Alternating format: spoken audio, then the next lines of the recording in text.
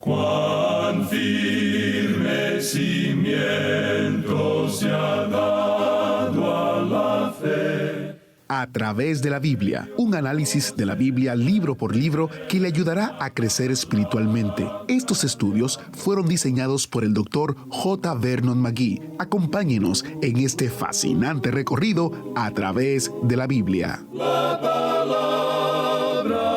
de Dios. Estamos en A través de la Biblia. Gracias por estar con nosotros e iniciamos nuestro estudio bíblico de hoy encomendándonos a Dios. En el nombre de nuestro Señor Jesucristo. Amén. Continuamos hoy, amigo oyente, estudiando el capítulo 38 del libro de Génesis que iniciamos en nuestro programa anterior. Y dijimos que este capítulo habla del pecado y la deshonra de Judá. La pregunta que consideramos fue, ¿por qué se nos cuenta esta historia aquí? Y dijimos que había dos aspectos principales. En primer lugar, Judá es la tribu de la cual procederá el Mesías. Hay algunos nombres interesantes que aparecen allí. Está el nombre de Judá, luego el nombre de Tamar, y más adelante Fares y Zara. Dijimos además que sus nombres aparecen también en el primer capítulo del Nuevo Testamento. En el capítulo 1 del Evangelio según San Mateo se da la genealogía de Jesucristo, y es allí donde se encuentran estos nombres también. Y esta es la línea que conduce al Señor Jesucristo, es decir, la línea de Judá. Luego, el segundo aspecto, la segunda razón por la cual se nos da o se nos cuenta esta historia de Judá en este capítulo, es porque, comenzando con el próximo capítulo, bajamos hasta la tierra de Egipto con José. Y notaremos más adelante que Dios arregló las circunstancias para que José fuera delante de sus hermanos y de su padre hasta Egipto. En realidad, Dios le envió allí a preparar el camino para la llegada de los israelitas. Parece ser un encuentro fortuito de circunstancias, incluyendo el hambre que se nos narra más adelante. Pero todo fue arreglado por Dios para sacarlos de Canaán por un tiempo. Si Jacob y su familia se hubieran quedado en la tierra de Canaán, habrían descendido hasta el nivel de los cananeos. Y Dios quería que se apartaran de los cananeos abominables y que estuvieran en la reclusión de la tierra de Gosén en Egipto. Hallaremos que esta gente aquí, es decir, los cananeos, eran una abominación, y aun después de que los israelitas llegaron a la tierra, los cananeos mantuvieron una influencia sobre ellos que no era nada buena. El incidente de este capítulo, pues, revela con claridad que Dios tuvo que alejar a Israel de esta gente. Leamos los primeros 2 versículos del capítulo 38 de Génesis. Aconteció en aquel tiempo que Judá se apartó de sus hermanos y se fue a un varón adulamita que se llamaba Hira. Y vio allí Judá la hija de un hombre cananeo, el cual se llamaba Súa, y la tomó y se llegó a ella. La historia nos habla de Judá, cuya línea será la línea real de Israel, como veremos más adelante. Es difícil creerlo al ver la historia de sus acciones aquí. Fue a hacer negocios con un varón adulamita, y al llegar allí vio a esta mujer cananea, y tuvo una aventura amorosa con ella. Y el versículo 3 dice, y ella concibió y dio a luz un hijo, y llamó su nombre Eso es exactamente lo que este hombre Judá había hecho. Había errado, había pecado.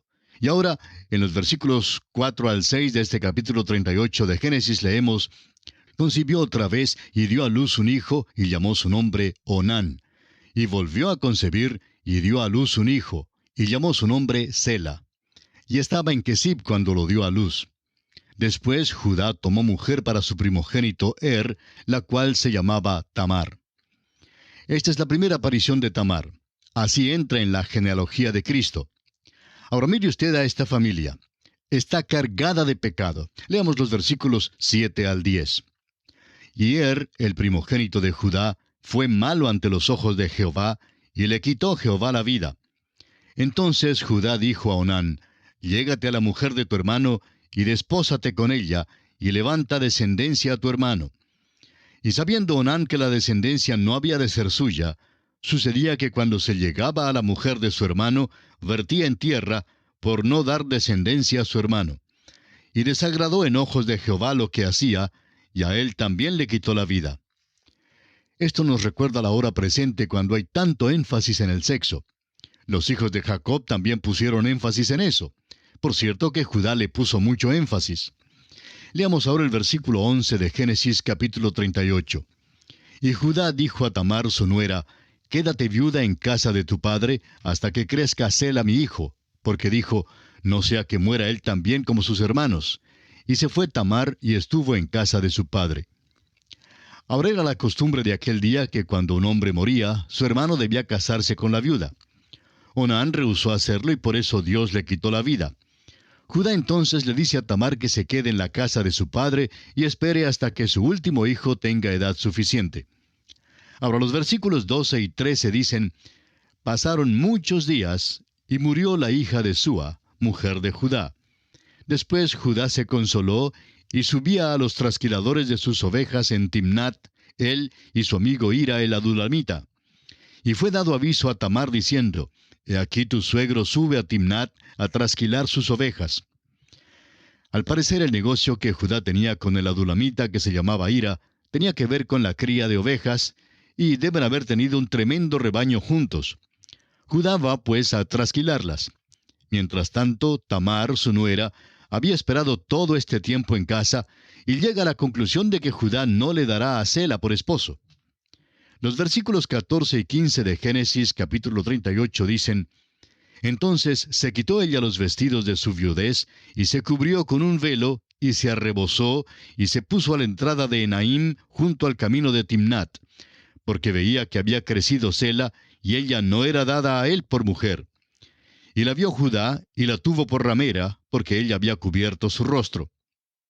Ahora Sela es el tercer hijo de Judá, el que Judá había prometido a Tamar. Ya ha crecido. Tamar entonces toma acción y se quita los vestidos de su viudez.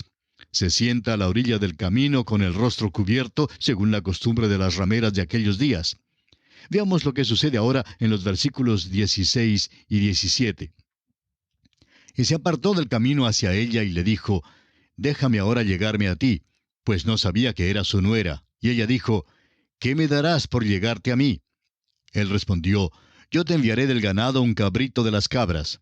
Y ella dijo, Dame una prenda hasta que lo envíes». Tenemos aquí un cuadro de Judá. Había inducido a la mujer cananea. Ahora hace lo mismo con Tamar. Este es un cuadro bastante oscuro y una historia muy fea la que tenemos aquí. Judá creía que ella era ramera. Ella vio la oportunidad de sacarle ventaja, y eso es exactamente lo que hizo. Veamos ahora lo que ocurre según los versículos 18 al 23 de este capítulo 38 de Génesis. Entonces Judá dijo, ¿Qué prenda te daré?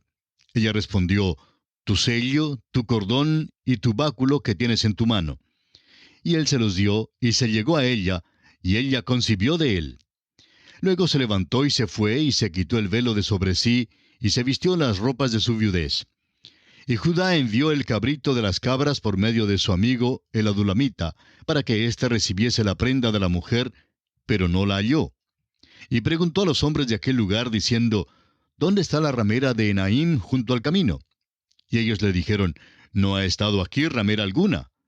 Entonces él se volvió a Judá y dijo, No la he hallado. Y también los hombres del lugar dijeron, Aquí no ha estado ramera. Y Judá dijo, Tómeselo para sí, para que no seamos menospreciados. He aquí yo he enviado este cabrito, y tú no la hallaste. Judá se encuentra ahora en una posición bastante difícil. Buscan por todo el pueblo a la ramera, pero no la pueden encontrar. El versículo 24 revela el resultado de la acción de Judá. Sucedió que al cabo de unos 3 meses fue dado aviso a Judá diciendo, Tamar tu nuera ha fornicado, y ciertamente está encinta a causa de las fornicaciones. Y Judá dijo, Sacadla y sea quemada. Ese es Judá. Aquí tenemos el criterio moral de 2 caras. Amigo oyente, Dios no aprueba estas cosas de ninguna manera. Esta historia se relata aquí en la palabra de Dios, pero de ninguna manera significa que Dios lo aprueba. Él no quería que su pueblo se portara así, y Dios lo desaprueba. Ellos se están portando exactamente como los cananeos, y por eso Dios va a apartarlos de esta tierra y los va a llevar a la tierra de Egipto. Allí Dios los va a separar y los va a aislar en la tierra de Gosén para alejarlos de esta influencia tan terrible. Este episodio revela la necesidad de que Dios haga eso. Judá está portándose de una manera que es indecible por lo malo. El caso es que Judá está más presto a ver el pecado en alguien más, pero no puede notarlo en sí mismo. Nos recuerda de aquella vez cuando Natán fue donde David y le contó la historia del hombre que tenía la corderita. Cuando Natán dijo que el rico llegó y se la llevó, David estuvo pronto a condenar al rico. David reaccionó exactamente como Judá reacciona aquí. David dijo que el rico era digno de muerte.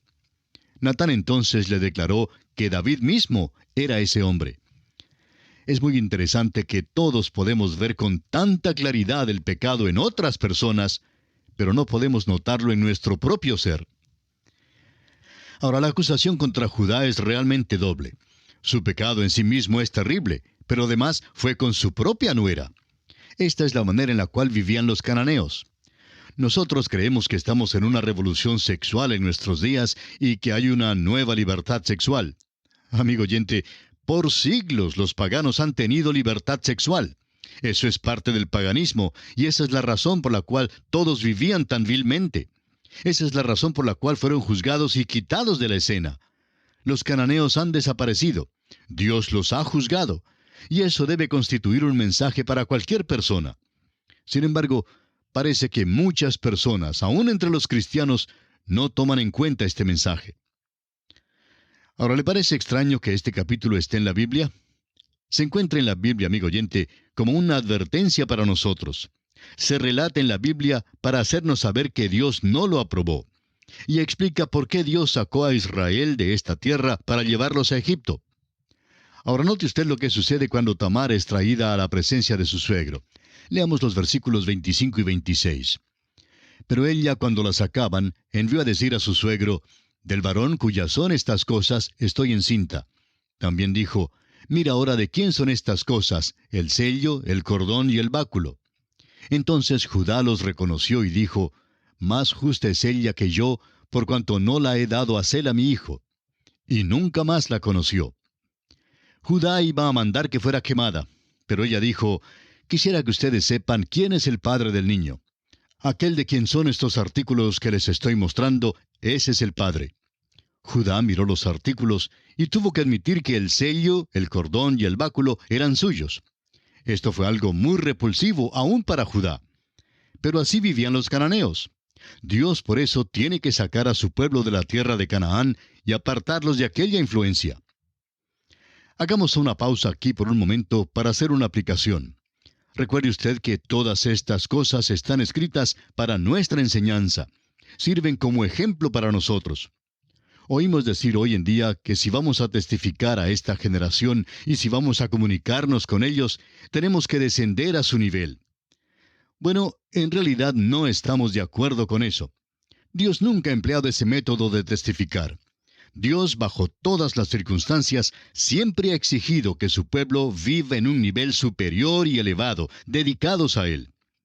Bien podemos imaginar a uno de los teólogos de hoy en día acercándose a Noé y diciéndole: «Hermano Noé, estás pasando todo tu tiempo trabajando en esa arca y es una tontería que lo hagas. Vamos a tener una fiesta grande en Babilonia esta noche. Acaban de recibir un embarque de marihuana y esta noche vamos a experimentar unas sensaciones excitantes y bellas. Serviremos la hierba y nos gozaremos mucho y vamos a hacer el viaje. No tienes que construir esa arca, ven con nosotros». Noé, por supuesto, rehusaría ir con ellos. Pero el teólogo le preguntaría: «¿Cómo piensas alcanzar a esta gente extraña de Babilonia? ¿Cómo vas a alcanzarlos a menos que estés dispuesto a bajar y a comunicarte con ellos?» Amigo oyente, el hecho es que Dios nunca mandó a Noé a bajar para comunicarse con ellos. Dios le mandó a predicarles su mensaje. Y eso es lo que nos manda a hacer hoy en día. Dios nos ha enviado a compartir su mensaje. Y estamos firmemente convencidos que el pueblo de Dios hoy día debe estar firme. Dios nunca nos mandó a acomodarnos mejor. Dios nos ha mandado a entregar el mensaje de la palabra de Dios. Nos preocupan aquellos hombres que tienen miedo de perder las multitudes que tienen delante de sí y hacen todo lo posible para asegurarse de tener siempre un gran público al cual hablar. Tantos de ellos tienen muchos problemas, grandes problemas. Pero, amigo oyente, Dios simplemente nos manda a predicar el mensaje del Evangelio. Se dice del Dr. Scofield, que fue convidado a predicar en el estado de Carolina del Norte, en los Estados Unidos. Era una noche lluviosa y muy pocas personas llegaron para escucharle. El pastor de la iglesia sintió la necesidad de disculparse ante el doctor Scofield. Se le acercó y le dijo que sentía muchísimo que solo unas pocas personas hubieran llegado para escuchar a un hombre de la capacidad del doctor Scofield. El doctor Scofield respondió al pastor: «Mi señor tuvo solamente 12 hombres con quienes hablaba, y siendo que él tuvo solamente 12 hombres y nunca se quejó, ¿quién soy yo para quejarme con solo pocas personas para hablarles?». Amigo oyente, hay una lección grande que nuestra generación debe aprender. Tantas personas piensan que el culto, el servicio tiene que ser grande y que debe haber multitudes inmensas, porque de lo contrario, Dios no está ahí. Es posible que Dios nos haya llamado a testificar a unos pocos hombres solamente. Creemos que si somos fieles en publicar la palabra de Dios, esto tendrá su efecto. Ciertamente producirá resultados. Bueno, Judá seguramente hizo un buen trabajo en comunicarse con los cananeos. No pudo haber descendido a un nivel más bajo que ellos. Y mire usted lo que sucedió. Resultó en tragedia. Leamos ahora los versículos 27 al 30 de este capítulo 38 de Génesis. «Y aconteció que al tiempo de dar a luz, he aquí había gemelos en su seno. Sucedió cuando daba a luz que sacó la mano el uno, y la partera tomó y ató a su mano un hilo de grana, diciendo: Este salió primero. Pero volviendo él a meter la mano, he aquí salió su hermano, y ella dijo: ¿Qué brecha te has abierto? Y llamó su nombre Fares. Después salió su hermano, el que tenía en su mano el hilo de grana, y llamó su nombre Sara». Busquemos ahora en el Nuevo Testamento y encontraremos la genealogía del Señor Jesús en Mateo, capítulo 1, versículo 3, donde leemos: «Judá engendró de Tamar a Fares y a Sara, Fares a Esrom y Esrom a Aram». Esta línea es la que condujo a Booz y luego a David y finalmente a Cristo. Y así concluye el capítulo 38 de Génesis.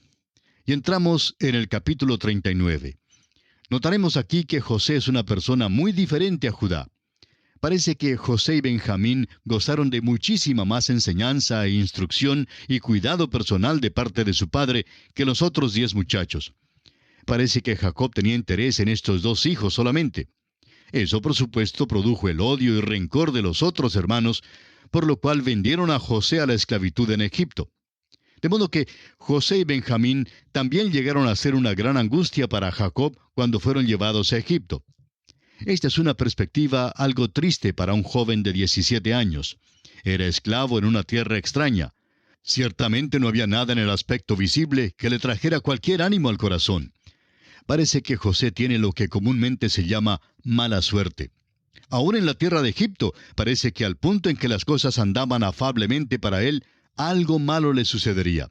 Siempre sucedió con un propósito, aunque fuera difícil que José viera ese propósito al principio. No hay ninguna persona en todo el Antiguo Testamento en cuya vida el propósito de Dios se viera con más claridad que en la vida de José. La providencia de Dios se manifiesta en todos los detalles de su vida. La mano de Dios estaba sobre él y la dirección del Señor es evidente. Pero José fue el único patriarca al cual Dios no apareció directamente, según lo vemos en el texto de la Escritura. Dios apareció a Abraham, a Isaac y a Jacob, pero no así a José.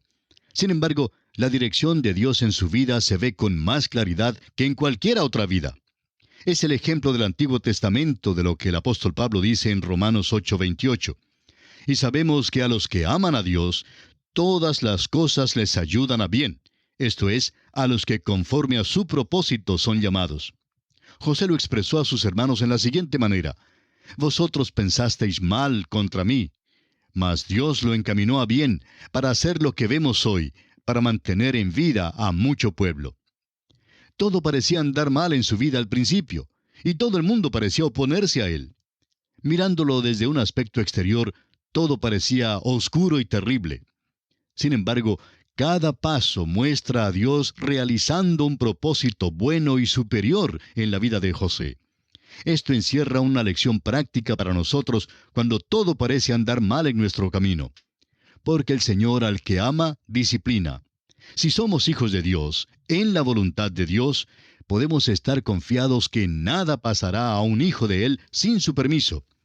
A los que aman a Dios, todas las cosas les ayudan a bien. Inclusive las desgracias, las angustias y los sufrimientos sirven para nuestro bien y para la gloria de Él. Hay una cerca alrededor de todo hijo de Dios, y nada atravesará esa cerca sin el permiso de Dios. Usted recordará que cuando Satanás quiso probar a Job, le dijo a Dios: ¿no le has cercado alrededor a él y a su casa y a todo lo que tiene? Al trabajo de sus manos has dado bendición. Por tanto, sus bienes han aumentado sobre la tierra. Satanás pidió a Dios que quitara la cerca. Si consigue el permiso de Dios, entonces todas las cosas todavía ayudan a nuestro bien. El doctor Torrey solía decir que Romanos 8:28 es la almohada suave para un corazón cansado. Y alguien más lo ha expresado así: Dios no hace nada, ni permite que se haga nada, sino lo que haríamos nosotros mismos si solo pudiéramos ver a través de todos los eventos de las cosas tan bien como Él los ve. Hay otro aspecto de la vida de José que debe servir de ánimo para cada hijo de Dios. Ningún hijo de Dios hoy jamás ha tenido una revelación directa de Dios. Algunos profetas falsos hoy día alegan lo contrario. Dios no ha aparecido a ninguna persona hoy en día. Es pues un ánimo para nosotros el que Dios no apareciera directamente a José. Todavía nos es posible saber que Él está guiándonos y dirigiéndonos. El tema de este capítulo 39 es que José es vendido a Potifar, oficial de Faraón. La esposa de Potifar trata de seducirlo. Al resistir José, ella inventa algo contra él, haciendo que él fuera echado en la cárcel. Leamos el primer versículo de Génesis capítulo 39. Llevado pues José a Egipto, Potifar, oficial de Faraón, capitán de la guardia, varón egipcio, lo compró de los ismaelitas que lo habían llevado allá. Este joven buen mozo de 17 años sería un premio como ayudante y esclavo en el mercado. Fue comprado por Potifar, quien era capitán de la guardia. Es decir, era un militar, formaba parte del alto mando, un oficial eminente. Y tan pronto como José entró en la casa de Potifar, se nota que el Señor está con él. La bendición entró en esa casa cuando José entró. El versículo 3 revela cómo Dios bendecía a José. Y vio su amo que Jehová estaba con él, y que todo lo que él hacía, Jehová lo hacía prosperar en su mano. Esto suena bien. Hasta aquí todo va bien. Y cuánto quisiéramos añadir que todos vivieron felizmente, pero no sucedió así. Así es la vida, así es la realidad. El Hijo de Dios se encontrará con tentaciones, dificultades y problemas en este mundo. Y esto es lo que sucederá a José. Amigo oyente, continuaremos considerando este capítulo 39 en nuestro próximo programa Dios mediante, y confiamos que usted nos vuelva a sintonizar. Será pues, hasta entonces, que el Señor le bendiga, es nuestra ferviente oración. Agradecemos que nos acompañara en el estudio de hoy. Le invitamos a que visite nuestro sitio en internet, a través de la Biblia.org. Ahí puede suscribirse para recibir las notas y bosquejos de lo que estamos estudiando y noticias del ministerio. También encontrará la variedad de libros y materiales gratuitos que tenemos para usted. El sitio es a través de la Biblia.org. Todo lo que hacemos es posible gracias al Señor y a personas como usted que se unen a nosotros en la obra de llevar la palabra entera al mundo entero. A través de la Biblia es una producción de Radio Transmundial.